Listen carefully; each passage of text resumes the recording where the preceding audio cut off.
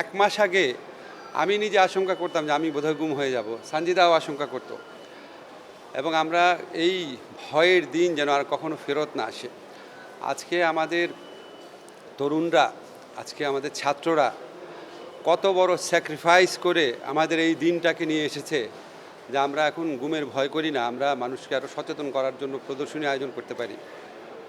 বারবার তাদের প্রতি কৃতজ্ঞ হচ্ছিলাম আর ভাবছিলাম যে যেসব ফুটেজ দেখেছি, যে এই ছাত্র জনতার গণ অভ্যুত্থানকালে যে নির্মম নৃশংসভাবে মারা হয়েছে, বিশ্বাস হয় না একটা দেশের সরকার এত নির্মম পাশবিক বর্বর হতে পারে। তো আমরা আশা করি আজকে ছাত্র জনতা যে বিপ্লব করেছে, বাংলাদেশে যেন কোনো দিন আর ভয়ের দিন ফেরত না আসে, আতঙ্কের দিন যেন ফেরত না আসে।